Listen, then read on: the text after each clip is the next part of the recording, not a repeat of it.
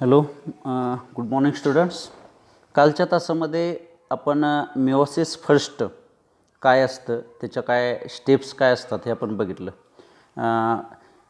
त्याच्यामध्ये जे मिओसिस ही जी काय प्रक्रिया आहे, the process meiosis including mostly two phases in which first is the meiosis first, which is termed as the heterotypic division, and after the completion of meiosis first or heterotypic division we move towards the next point, and this is the second point. This is the second meiotic division or homotypic division or meiosis second.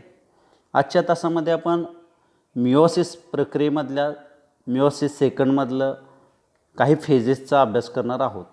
आता या meiosis सेकंडमध्ये जर आपण बघितलं तर which is very similar to the process of mitosis. ही mitosis सारखीच प्रक्रिया असते आणि म्हणून याला होमोटायपिक डिव्हिजन असं म्हणतात. Means what? Homotypic division means in which the number of chromosomes remains constant when cell get divide. म्हणजे काय तर सेल डिवायजन झाल्यानंतर जे तयार होणाऱ्या डॉटर सेल्स आहेत तर त्या डॉटर सेल्समध्ये जेवढे क्रोमोसोम नंबर असतात तेवढेच क्रोमोसोम नंबर पेरेंट सेलमध्ये असतात. ओके, म्हणून हिला अतिशय very similar to the mitosis असं आपण म्हणतो.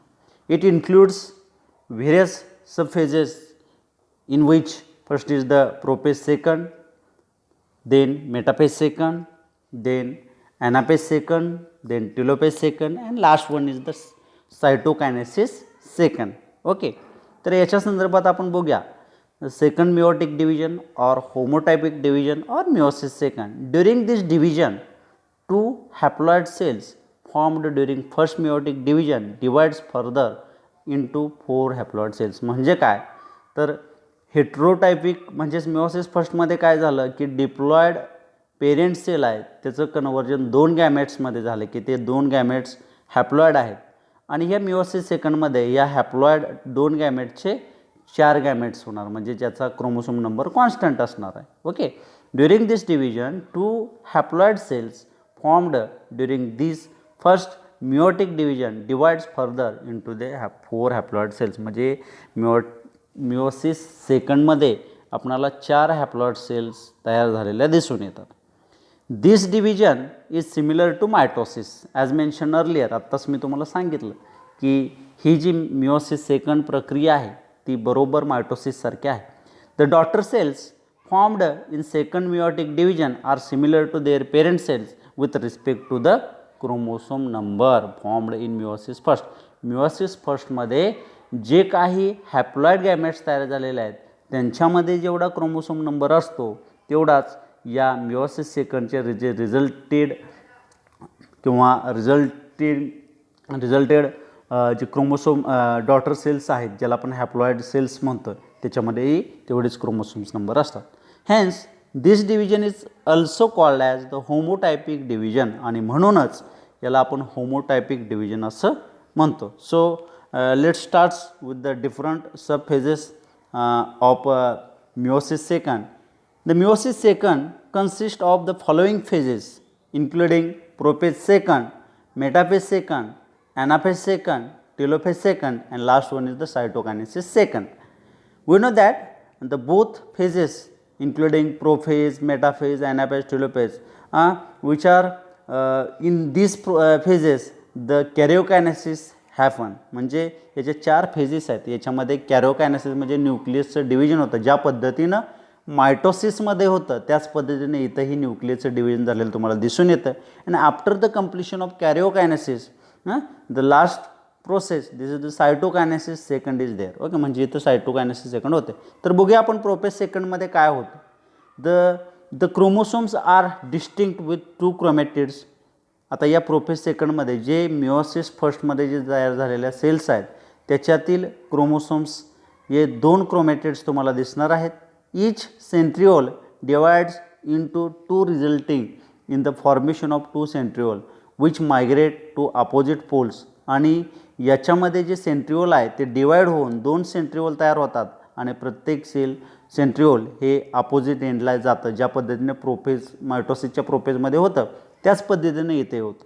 Okay, spindle fibres are formed between the centriole आणि या दोन्ही सेंट्रिओलच्या मध्ये फायबर लाईक स्ट्रक्चर्स म्हणजे स्पिंडल फायबर्स तुम्हाला दिसत असतात. The nuclear membrane and nucleolus disappear. आणि सगळ्यात महत्त्वाचं जे लक्षात ठेवण्याजोगे जे कॅरेक्टरिस्टिक्स आहे ते कॅरेक्टरिस्टिक्स कोणतं आहे बघा. The nuclear membrane and nucleolus disappear. म्हणजे या प्रोपेज सेकंडमध्ये न्यूक्लिअर मेम्ब्रेन आणि न्यूक्लिओलस डिसअपेअर होतात, दिसेनासे होतात. Then this phase is continued with the metaphase second. In the metaphase second, the chromosomes get arranged at equator. म्हणजे काय तर हे जे क्रोमोसोम्स आहेत या स्पिंडल फायबरच्या माध्यमातून ते क्रोमोसोम्स इक्वेटरला येतात. They are arranged at the equator of the cell. The two chromatids of each chromosome are separated by the division of the centromere. आणि या सेंट्रोमियरच्या डिव्हिजननं हे जे क्रोमॅटिड्स आहेत हे एकमेकांपासून क्रोमोसोम्स जे आहेत हे एकमेकांपासून सेपरेट होतात. The some spindle fibres are attached to the centromere. आणि काही स्पिंडल फायबर त्या सेंट्रोमियरला अटॅच होतात. And some are arranged and between two opposite centrioles. आणि सेंट्रिओल्सपर्यंत ते पोहोचतात जेणेकरून हे जे मेटाफेजच्या मध्ये जे इक्वेटरला आलेले क्रोमोसोम्स आहेत ते अपोजिट एंडला जातील आणि त्याचे सेल डिव्हिजन होऊन एक नवीन 2 डॉटर सेल्स तयार होतील. Okay. This metaphase is continued with the next phase. This is the anaphase, and in anaphase the separated chromatids become daughter chromosomes. आणि जे काही इक्वेटरला आलेले क्रोमोसोम्स आहेत ते सेपरेट होतात आणि each behave as a daughter chromosomes. आणि प्रत्येक जो क्रोमोसोम्स वेगवेगळ्या पोलला गेलेला आहे तो ॲज अ डॉटर क्रोमोसोम म्हणून बिहेव करतो. And move to opposite pole due to the contraction of the spindle fibres attached to centromere. Okay. And after when the group of chromosomes reach at the opposite poles and they form the two-sided chromosomes. दोन ठिकाणी तुम्हाला chromosomes arrange झालेले दिसतात. and the anaphase second is continued. The next phase, this is the telophase, and during this telophase, this stage the daughter chromosomes uncoiled. आणि इतर daughter chromosomes uncoiled होतात. The nuclear membrane surround each group of chromosome.